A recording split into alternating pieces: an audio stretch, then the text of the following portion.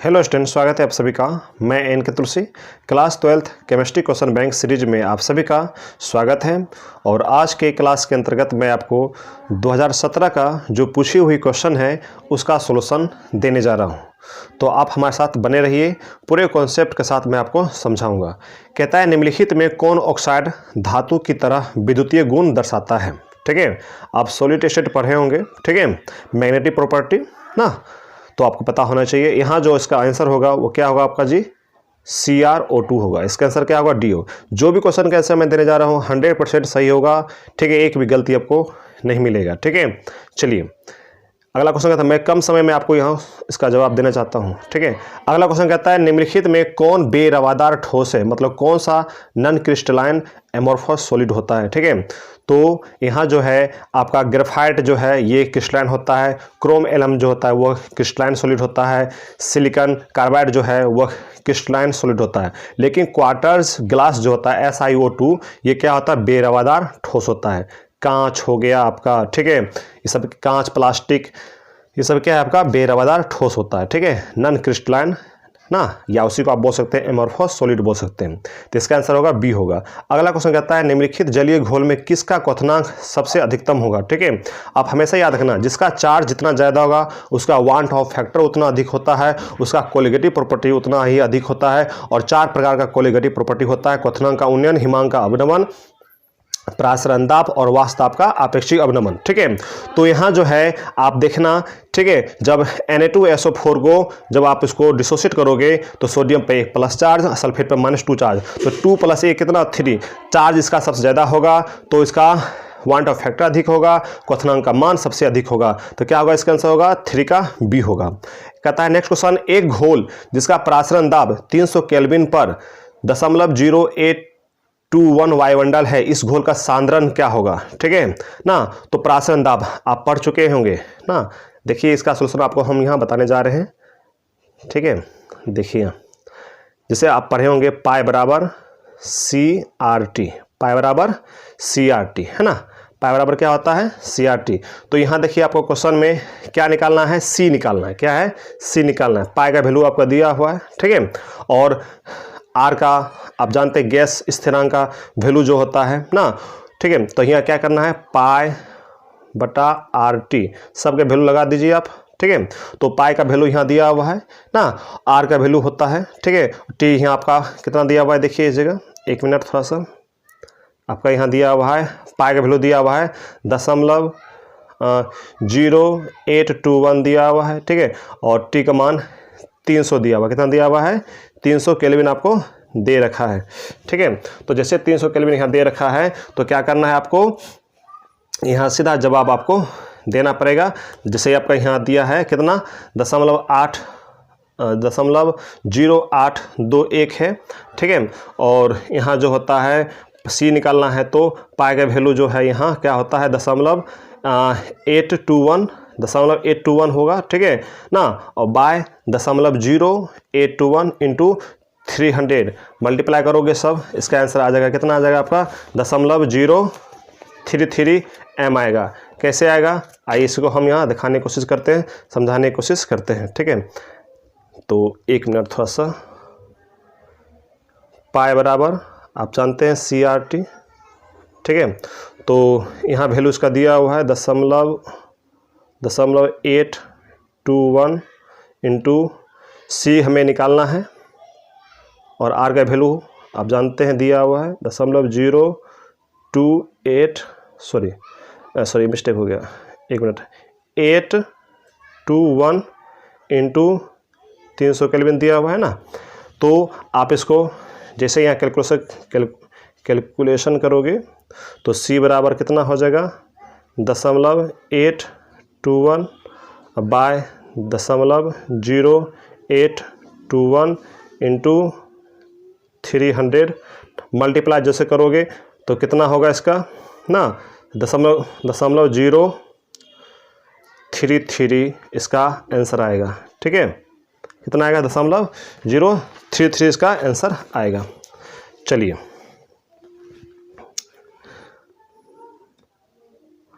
तो इसका आंसर होगा आपका क्या होगा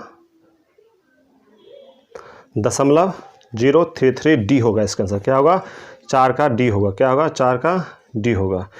अगला क्वेश्चन कहता है कि HCl और H2O का स्थिर क्वाथी मिश्रण में होगा, क्या होगा?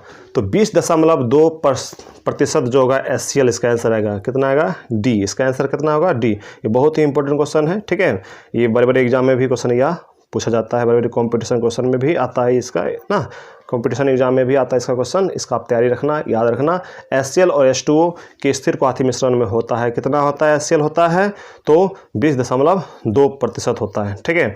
अगला क्वेश्चन कहता है एक फैराडे विद्युत धारा प्रवाहित करने पर प्राप्त मात्रा बराबर होगी, किसके बराबर होगी? तो 1 ग्राम समतुल्य के बराबर होगा। 1 ग्राम समतुल्य, या दिया रहे ऑप्शन में 1 ग्राम समतुल्यांक, तो उसमें भी टिक आप लगा सकते हो, ठीक है ना। तो इस चीज़ को हमेशा याद रखना। चलिए तो 6 का होगा इसका 6 का ए होगा आंसर। अगला क्वेश्चन कहता है किसी वस्तु के प्रतिक्रिया करने का दर निर्भर करता है, किस पर निर्भर करता है? तो वह एक्टिव मास पर डिपेंड करता है, ठीक है। किसी भी वस्तु के रिएक्शन करने का जो दर होता है, वेग होता है, वह सक्रिय भार पर, सक्रिय द्रव्यमान पर क्या करता है? निर्भर करता है, ठीक है। तो इसका आंसर होगा डी होगा। कितना होगा? डी। शून्य कोटि अभिक्रिया के लिए क्या इसमें सही होगा? ए हाफ ना, टी हाफ समानुपाती ए क्या है? यहाँ ए जो होता है, यहाँ ए क्या है? सांद्रता होता है। क्या होता है जी? ए क्या होता है? इसका सांद्रता होता है। तो 8 का क्या होगा? 8 का क्या होगा जी? आपका यहाँ ना ए होगा, ठीक है। आप पढ़े होंगे इस तरह से, टी हाफ बराबर होता है कॉन्सेंट्रेशन ऑफ आर इनिशियल और 2/2 के होता है ना। तो यहाँ जो है R0 जो दिया हुआ है, मतलब प्रारंभिक सांद्रता है अभिकारक का, ठीक है। ऐसे दिया रहे या ए करके दिया रहे ना, टी हाफ बराबर A/2 के, ये फॉर्मूला समझो या ये फॉर्मूला, दोनों एक ही फॉर्मूला है, ठीक है। तो इसका आंसर क्या होगा? इसका आंसर होगा आपका ए होगा। क्या होगा? ए होगा, ठीक है। चलिए अगला क्वेश्चन है, कहता है आपका उत्प्रेरक एक वस्तु है, क्या है? उत्प्रेरक एक वस्तु है, तो वो क्या होगा आंसर इसका? साम्य अवस्था प्राप्त करने के समय को कम कर देता है। क्या होगा? नो का इसका क्या होगा? सी। हम डायरेक्ट से आपका आंसर बता रहे हैं, ठीक है ना, पूरे ऑप्शन आपको हम पढ़ कर नहीं बता रहे हैं, इसमें समय बेसी लगेगा। तो साम्य अवस्था प्राप्त करने के समय को ये कम कर देता है, कौन? उत्प्रेरक, ठीक है। अगला क्वेश्चन है सल्फाइड अयस्कों का सामान्यतः से संकेंद्रित करते हैं। तो सल्फाइड अयस्कों का जब भी हम सांद्रण करेंगे तो फेन पलवन विधि या फेन पलवन विधि या फेन उत्प्लावन विधि ना, या झाग पलवन विधि, ठीक है। यही होता है इसका ऑप्शन होगा। इसका सही आंसर होगा 10 का ए होगा। कितना होगा? 10 का ए। नेक्स्ट क्वेश्चन आते हैं, कहता है कि निम्नलिखित में त्रिभाषमीय कौन होगा? देखिए इसका पहले आप स्ट्रक्चर बना लीजिएगा, है ना। तो फास्फोरस, अब देखो एक मिनट थोड़ा सा हम आपको यहाँ दिखाते हैं। फास्फोरस क्या है? H3PO4 है ना। तो फास्फोरस वर्ग 15 का एलिमेंट होता है। इसका 5 वैलेंस इलेक्ट्रॉन होता है, 2 इलेक्ट्रॉन से ऑक्सीजन से डबल बॉन्ड से ये बॉन्डेड हो गया, ठीक है। और 3 गो OH ग्रुप यहाँ लग जाएगा। हमेशा याद रखना, जितना OH ग्रुप होगा वह उतना ही बेसिक होगा। तो 3 है तो क्या होगा? त्रिभाषमिक ना, त्रिभाषमिक होगा ना। 2 होता है तो द्विभाषमिक होता है, 1 होता है तो एक भाषमिक होगा ना। जितना OH ग्रुप, ठीक है, बस इतना याद रखना ना। कहने मतलब यहाँ 3 OH ग्रुप है, तो आसानी से ये OH जो ग्रुप है आसानी से H+ आयन देगा, यहाँ से देगा, यहाँ से देगा, ठीक है ना। तो 3 H+ आयन देता है, इसलिए ये ट्राइप्रोटिक एसिड होता है, उसी को बोलते हैं त्रिभाषमिक अम्ल बोलते हैं। चलिए तो इसका आंसर क्या होगा आपका? कहाँ गया? यहाँ। इसका आंसर होगा आपका H3PO4। हमेशा याद रखना, ये बहुत क्वेश्चन बार आता है, त्रिभाषमिक, द्विभाषमिक, एक भाषमिक करके आता है। देखिए जब आपको पूछे एक भाषमिक क्या होता है तो इसका आंसर होगा पहला होगा H3PO2। द्विभाषमिक करके आवे क्वेश्चन तो याद रखना H3PO3। त्रिभाषमिक क्वेश्चन दिया रहे तो याद रखना H3PO4, ठीक है। चलिए व्हाइट फास्फोरस P4 अणु में इसमें से क्या सही नहीं है? तो क्या होगा? यहाँ 4 PP सिंगल बॉन्ड सही नहीं होगा, ठीक है। जबकि 6 PP सिंगल बॉन्ड होता है, 4 लोन पेयर इलेक्ट्रॉन होता है और ये जो बॉन्ड एंगल होता है कितना होता है, यहाँ 60 बॉन्ड एंगल होता है, 60 डिग्री बॉन्ड एंगल होता है। कैसे, तो आइए इसको हम यहाँ दिखाने की आपको कोशिश करते हैं। जैसे फास्फोरस यहाँ है ना, एक मिनट थोड़ा सा, एक फास्फोरस यहाँ, एक यहाँ, एक यहाँ, सभी फास्फोरस सब क्या होगा, सिंगल बॉन्ड जुड़ा रहेगा, ये से जुड़ा रहेगा, ये से जुड़ा रहेगा, सबके पास क्या होगा जी, 2 लोन पेयर इलेक्ट्रॉन। देखो ना, सबके पास क्या है, 2 लोन पे इलेक्ट्रॉन है, ठीक है। कितना बॉन्ड है, देखिए 6 बॉन्ड है ना, देखिए ना, देखिए हर फास्फोरस एक दूसरे से बॉन्डिंग में भाग लिया है। तो देखिए 1 गो 2 गो 3 गो 4 गो, ये बीच में जो है 5, एक ये छोड़ने हो गया, ठीक है ना। तो ना, लेकिन हाँ, यही इसका स्ट्रक्चर होता है। तो इस स्ट्रक्चर के अकॉर्डिंग आप देख सकते हैं क्या क्या दिया है। 6 PP सिंगल बॉन्ड था ना, 4 लोन पे इलेक्ट्रॉन था, और PP के बीच जो बॉन्ड एंगल होता है वो कितना होता है, 60 डिग्री होता है। लेकिन 4 PP सिंगल बॉन्ड नहीं होता है, कितना 6 बॉन्ड था, आप देख चुके होंगे, ठीक है। तो इसका आंसर क्या होगा, ये होगा, ये बी होगा। अगला क्वेश्चन कहता है संक्रमण तत्वों का समान इलेक्ट्रॉन विन्यास होता है। तो देखिए बहुत सारा इसमें टिक लगा देता है विद्यार्थी। बी में n-1 D 1 से लेकर 10 और NS0 1 या 2, ठीक है। देखिए होना चाहिए, लेकिन यहाँ जो है 0 जो दे दिया है ये गलती है, ठीक है। इसका क्या होता है इसका होगा n-1 D 1 से लेकर कितना 10 तक, और NS1 से लेकर कितना 2, ये इसका बाह्यतम इलेक्ट्रॉन विन्यास होता है संक्रमण तत्व का, डी ब्लॉक एलिमेंट का, समझ गए। तो इसके अकॉर्डिंग इनमें से जो होगा कोई नहीं होगा, आंसर क्या होगा, डी होगा, ठीक है। राइट आंसर इसका यही है। चलिए नेक्स्ट क्वेश्चन आपको कहता है कि निम्नलिखित संक्रमण धातु आयन जिसका चुंबकीय आघूर्ण सबसे अधिकतम होगा, उसके बाह्यतम कक्षा का इलेक्ट्रॉन विन्यास क्या होगा। देखिए तो इसका आंसर क्या होगा, D5 होगा, 3D5। कैसे, देखिए डी में देखिए डी में 5 बक्सा इस तरह रहता है, 5 ऑर्बिटल होता है, सभी में क्या होगा, एक इलेक्ट्रॉन होगा ना। लेकिन अगर हम 3D2 की बात करते हैं, इसमें 2 ही अनपेड इलेक्ट्रॉन होगा। 3D7 की बात करते हैं तो इसमें क्या 5 पहले एक इलेक्ट्रॉन भरेगा, फिर 2 इलेक्ट्रॉन क्या जोराम हो जाएगा। तो यहाँ सिर्फ 3 ही अनपेड इलेक्ट्रॉन होगा, और 3D9 में कितना, सिर्फ 1 ही अनपेड इलेक्ट्रॉन होगा। हमेशा याद रखना, जितना अनपेड इलेक्ट्रॉन मैक्सिमम होगा उसका चुंबकीय आघूर्ण मैग्नेटिक मोमेंट सबसे अधिकतम होता है, समझिए। तो D5 मतलब क्या, यहाँ जो 3D5 है 5 अनपेड इलेक्ट्रॉन होने के कारण इसका चुंबकीय आघूर्ण का मान क्या होगा, सबसे अधिक होगा, जिस कारण से इसका आंसर क्या होगा, ए होगा, ठीक है। अगला क्वेश्चन कहता है कि K3CrOX मतलब क्या, ऑक्जेलेट आयन होल थ्राइस इसमें जो दिया है, मतलब क्या कहता है, Cr का उपसहसंयोजक संख्या कितना होगा, 6 होगा, कितना होगा, 6 होगा। हमेशा याद रखना, अगर En दिया रहे ना या OX दिया रहे तो हमेशा याद रखना सेंट्रल मेटल एटम का उपसहसंयोजक संख्या जो होता है, कोऑर्डिनेशन जो नंबर होता है वो कितना होता है, 6 होगा, कितना होगा, 6, 2 6। ऑक्जेलेट आयन पर -2 चार्ज होता है, तो 2 6, ठीक है। कोबाल्ट का प्रभावी परमाणु संख्या कॉम्प्लेक्स आयन में क्या होगी, तो इसका आंसर क्या होगा, 16 का क्या होगा जी, 16 का यहाँ बी होगा, ठीक है। आप जान चुके हैं EN वाला फॉर्मूला आप पढ़े होंगे, ठीक है ना।